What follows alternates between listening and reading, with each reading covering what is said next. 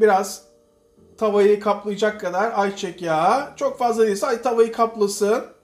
Bu kadar lezzetlisini yemedik Koray diyeceksiniz.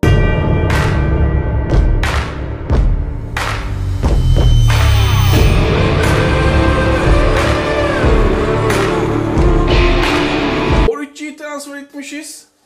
Büyük oyuncu. Yaşlandı ama çekemeyen, dalga geçen bazı taraftarlar var.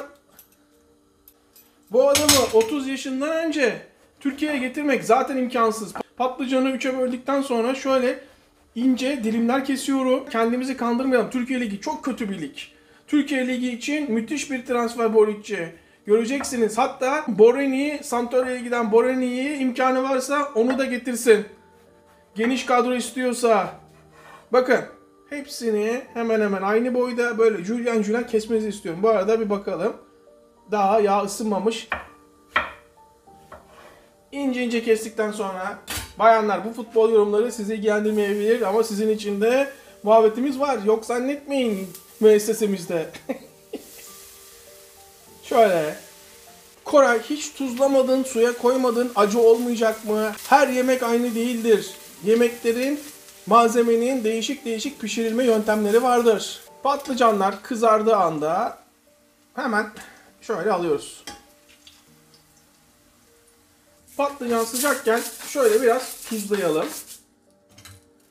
Ve karıştıralım. Lezzet ufak detaylı saklı biliyorsunuz. Şu da göz hakkı.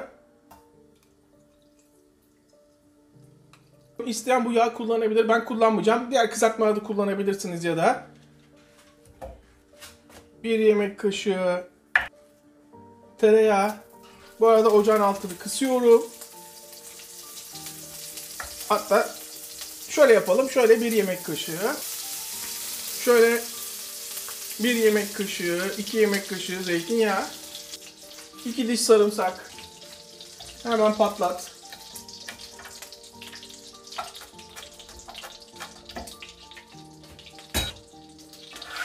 Hızlı hızlı yapalım. Bakın ocağın altı yanıyor. Bir kesme tahtası. İsterseniz tavuk göğüs eti, isterseniz kemiksiz but, isterseniz kırmızı et, isterseniz karides. Tamamen size kalmış tarif. Sizden böyle uzun, ne çok ince ne çok kalın tavuk parçaları istiyorum.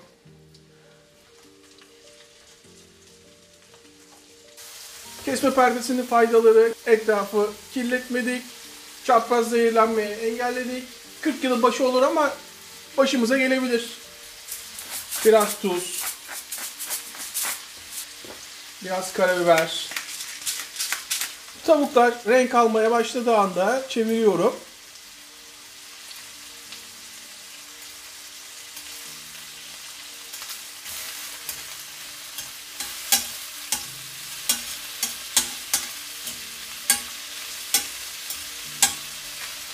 Biber, yeşil biber, sizden istediğim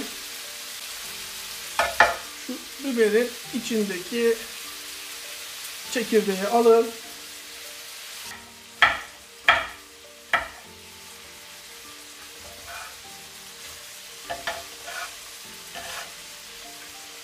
Şu an burası nasıl kokuyor biliyor musunuz? Öf!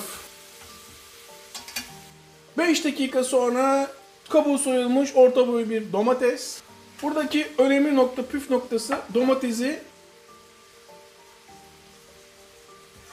Şu kabuğu kalmış, kabuğunu alalım.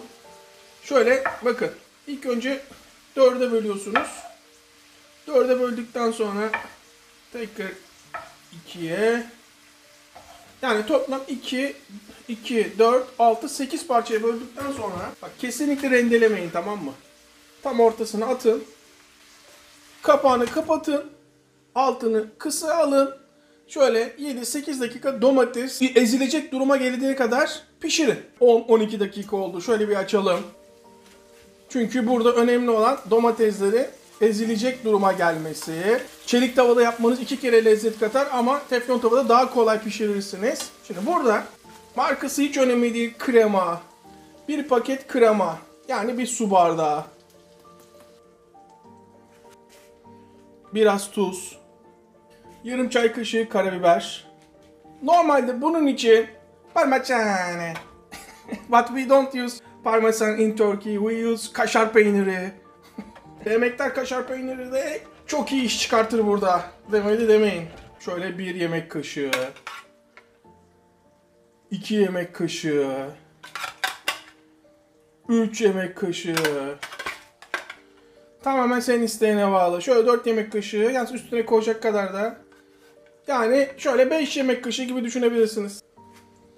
Artık sadece karıştır. Patlıcanlar da hemen oyunun içine.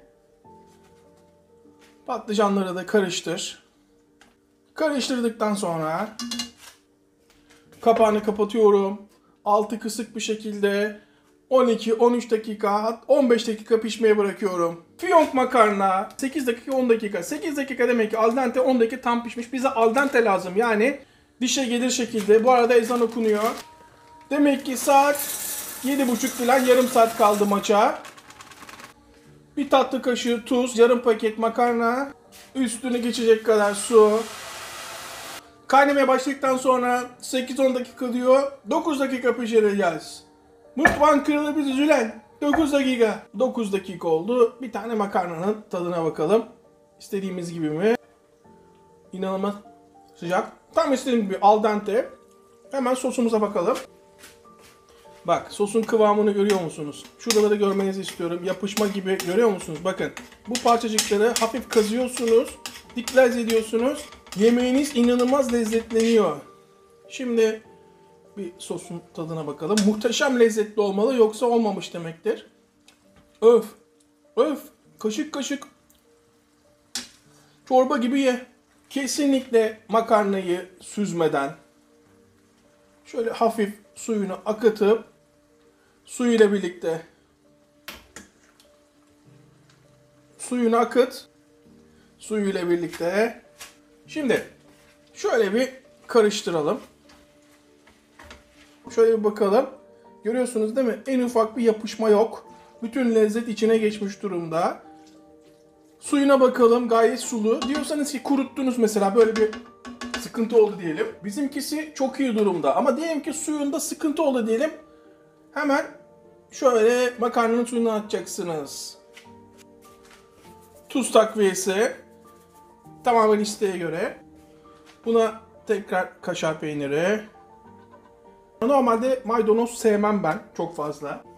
Fakat maydanoz burada inanılmaz yakışıyor. İsteyen fesleğen de kullanabilir. Fesleğen de inanılmaz yakışır buna. İstediğiniz her çeşit makarnayı kullanabilirsiniz.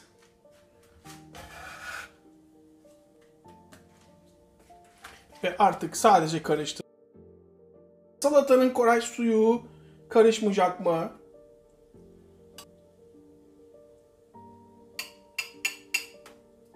Salatanın suyunun karışmasını engellemek için ufak bir numara. Hem isteyen ekmeğini batırıp yiyebilir, hem de salatanın suyunu tutar. Bazıları da salatanın suyundan hoşlanır. Evet. Evet, ekmek görevini yaptı. Tavuk parçaları. Yalnız biber çok acıymış. Ki ben acı o kadar hoşlanmam ama çok daha lezzetli yaptı. Hemen şöyle tavuk parçaları. Bir restoranda bunun fiyatı şöyle önünüze gelse ne kadardır? Yazın yorumlarda. Oo, nasıl kokuyor burası biliyor musun? En kral makarnacıda, en kral restoranda şunu yiyemezsiniz. Nasıl gözüküyor? Bana sorarsanız tablo gibi oldu. Michelangelo, Da Vinci, Leonardo, ayağa kalkın, ustanız geldi. Burası nasıl kokuyor biliyor musunuz? Bakın şimdi ilk başta şöyle sade makarnasından soslu bir şekilde almak istiyorum. Açın ağzınızı. Biliyorum işkence gibi ama bunun tadına bakmak zorundayız. Of, biber nasıl acıymış biliyor musunuz? Ama inanılmaz lezzetli. Yani patlıcanın verdiği lezzet. Patlıcan hoşlanmıyor musun? İstersen koyma. Ama koymanı tavsiye ederim. Tavuğu, patlıcanı. Bir de şöyle tadına bakın bakalım. Kaşıkla yemek yemeyi hiç hoşlanmam ben. Yani elimde olsa çorbayı bile çatalla yiyeceğim ama şunu da yapmazsam kendimi affetmem. Salatası hepsine bir tadına bakmak lazım. Kendimi durduramıyorum ya. Abone olmayan vicdansızlar, sizi unuttum zannetmeyin. Unutmadım ama yemeği de kesemeyeceğim. Hepimize iyi sağlık. Tekrardan herkese Selamlar, afiyet olsun.